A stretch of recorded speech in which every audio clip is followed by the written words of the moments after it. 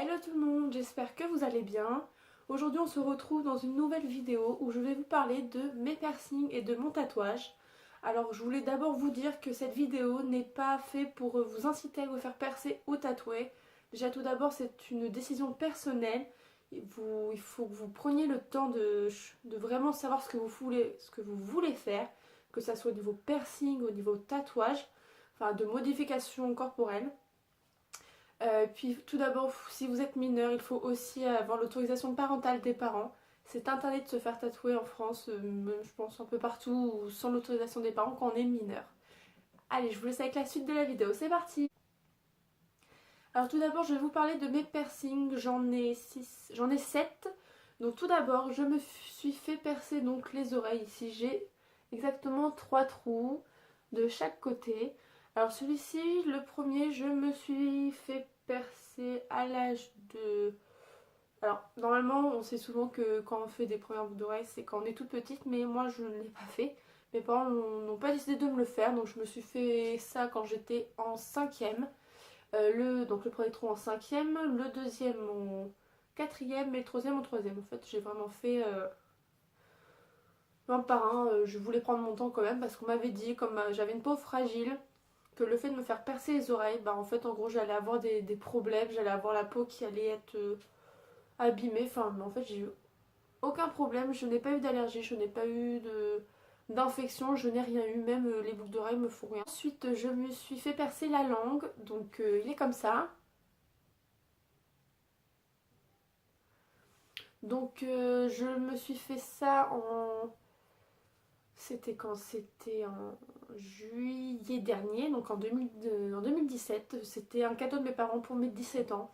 Donc d'abord j'ai eu énormément de mal à demander à mes parents pour me le faire. Enfin c'est surtout qu'ils ont eu du mal à accepter parce que ma mère elle avait peur que j'attrape une infection, que ça se passe mal parce que c'est quand même la langue, c'est quelque chose de spécial.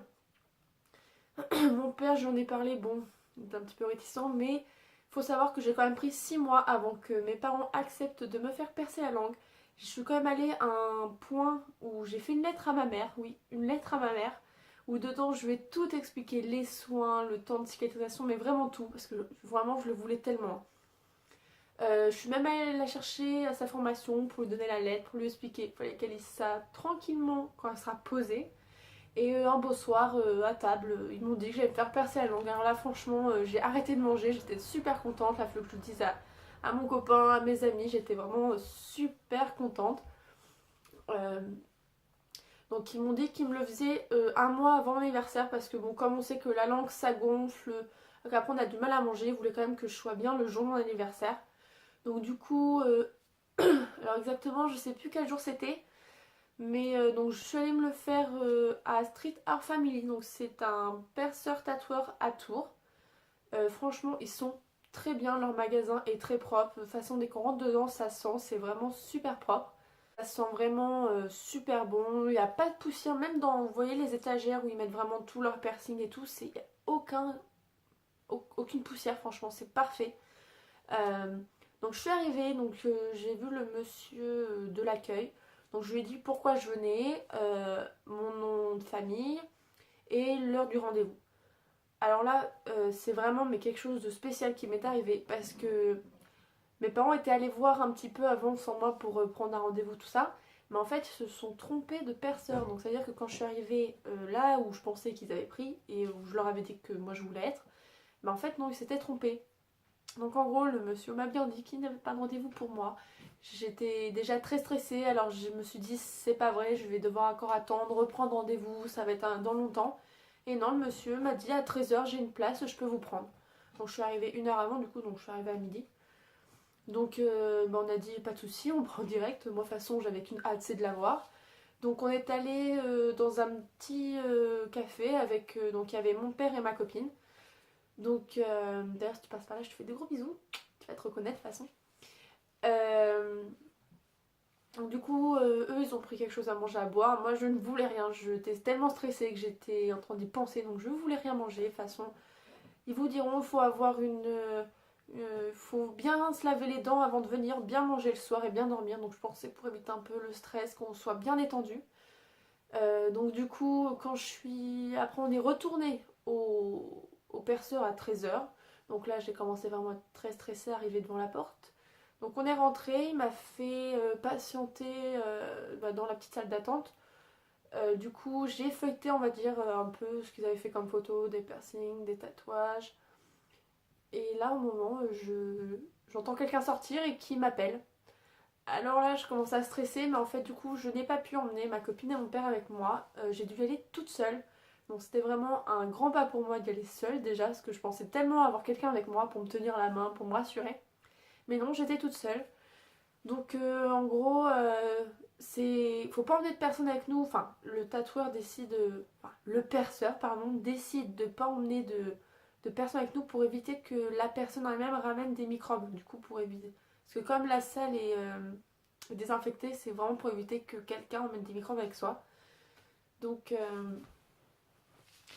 donc je me suis assise, donc là il a commencé à me parler de comment ça allait se passer, vraiment, donc j'étais toujours aussi stressée, j'écoutais à moitié, je pensais si j'allais avoir mal, tout ça, mais il m'a quand même bien rassurée, donc j'ai dû vérifier avec lui si toutes les pochettes, enfin si, dans quoi il y avait les outils étaient bien emballés, la date, tout ça, de toute façon, ça vous êtes obligé de le vérifier avec le perceur.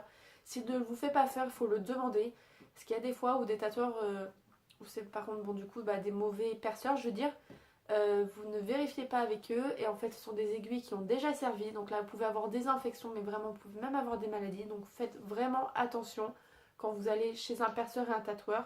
Regardez bien les avis sur enfin s'ils ont un site, regardez bien les avis que les gens postent dessus, essayez de voir un petit peu comment c'est. Donc voilà. Du coup je disais que j'en étais où? Je sais même plus où j'en étais. Ah oui, donc j'ai vérifié tous les outils. Alors il m'a donné un petit sopalin parce qu'il m'a dit alors que le moment le plus glamour c'est que vous bavez quand vous tirez la langue parce que vous restez assez longtemps avec la bouche ouverte du coup et la langue pendue. Donc ça crée de la bave et du coup vous pouvez pas avaler. Donc après arrive le moment du perçage. Donc en gros, j'ai fait d'abord un bain de bouche, donc qui a duré peut-être 2 minutes. Faut bien faire le bain de bouche, faut pas durer ça 30 secondes. Bon, c'est pas très très bon, hein. Franchement, ça a un goût bizarre quand vous l'avez dans la gorge, c'est pas bon. Donc après arrive donc le moment du perçage. Donc je tire la langue, il me fait un petit point, donc je regarde vite fait, hein. Après il me dit voilà je te laisse ravaler une dernière fois ta salive. Donc là après c'est le moment, profitez-en, c'est la dernière fois que vous sentez votre langue toute seule là, sans bijoux, sans rien. Donc j'avale une dernière fois. Après il m'a dit d'essayer que quand j'allais tirer la langue pour qu'il perce, de ne pas contracter la langue en fait, de laisser tomber. Mais c'est vraiment très compliqué parce qu'il faut bien contracter la langue déjà pour la sortir, mais alors après c'est compliqué, moi j'avais du mal. Mais, euh, mais du coup, ça c'est plutôt bien passé. Surtout qu'il ne faut pas essayer de la retenir parce que quand il va percer, si on la rentre en même temps, ça peut vraiment, je veux dire, avoir des problèmes au niveau du trou qu'il va faire. Il peut se rater, ça peut avoir bougé, ça peut avoir passé dans une petite veine, un petit vaisseau. Donc il faut vraiment faire attention. Il faut vraiment que vous soyez détendu le plus possible.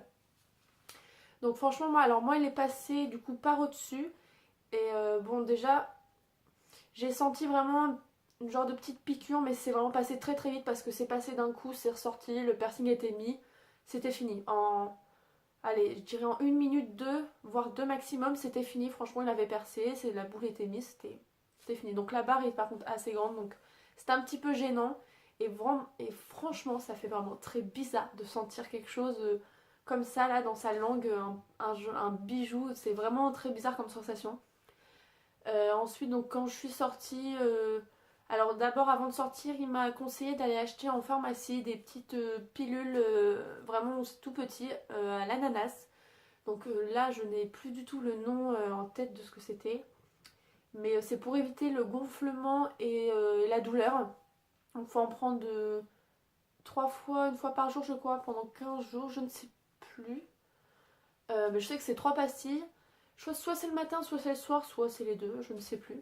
Mais c'est vraiment pour éviter que vous gonflez trop de la langue parce que du coup, comme vous avez un corps étranger dans la langue, déjà votre langue va essayer de se battre un peu avec, enfin les microbes vont essayer de se battre un petit peu avec. Et du coup, c'est pareil, au niveau de la douleur, ça peut vous aurez quand même de la douleur, mais vous pourrez en avoir moins avec ces petites pastilles. Donc j'en ai pris 3 tout de suite dès que je suis sortie du perceur. Donc tout de suite j'étais bien, hein. Je parlais franchement très bien. J'ai pas eu de zozotement.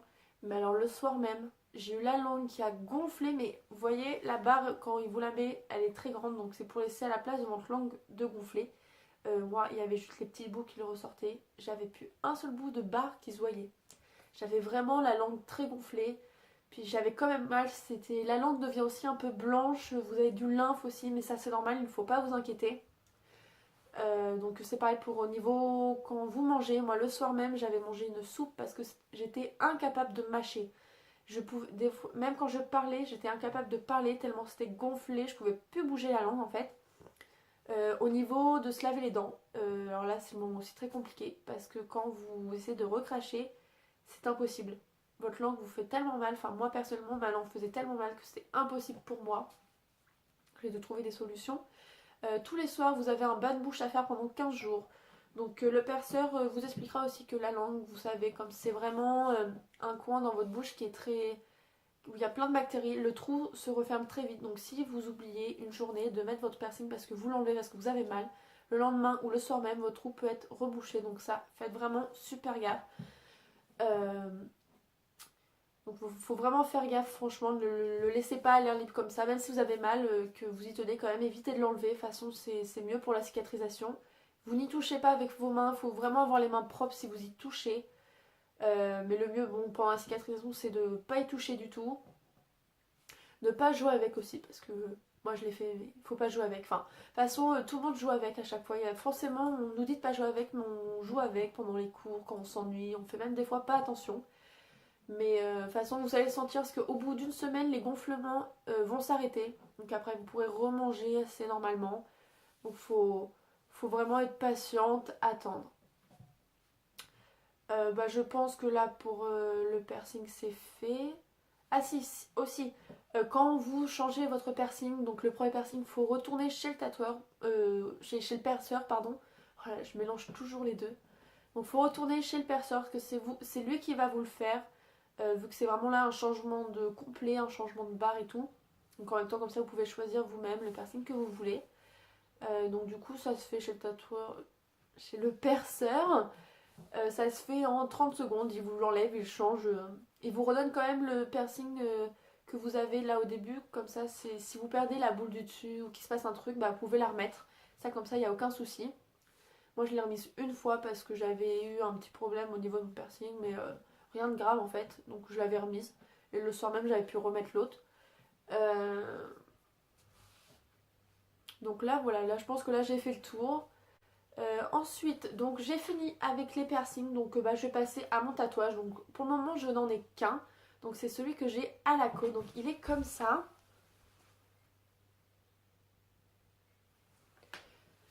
Alors il est écrit dessus You are my world and my dream, donc ça veut dire tu es mon monde et mon rêve.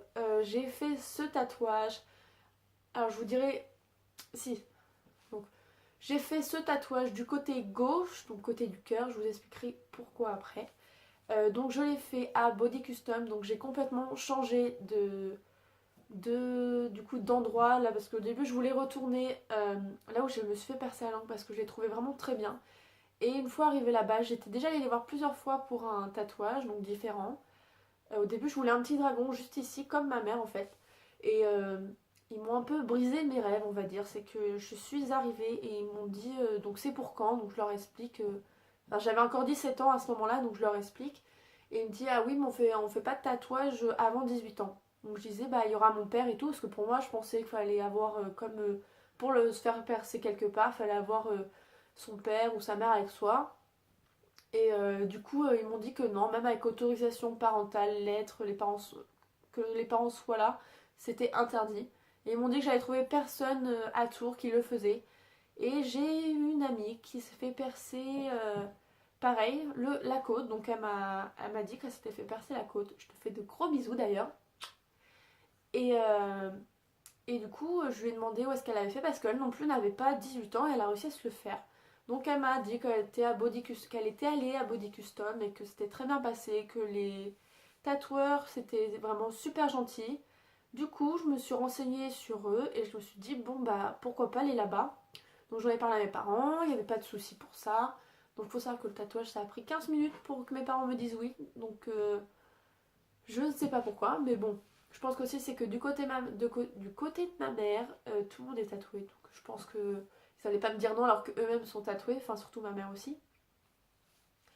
Donc du coup, je suis allée à Body Custom là, donc je l'ai fait il y a 2 mois, je crois, 2 ou 3 mois. Donc je suis arrivée là-bas, donc j'ai eu rendez-vous le matin, donc j'étais avec une copine à moi et mon père.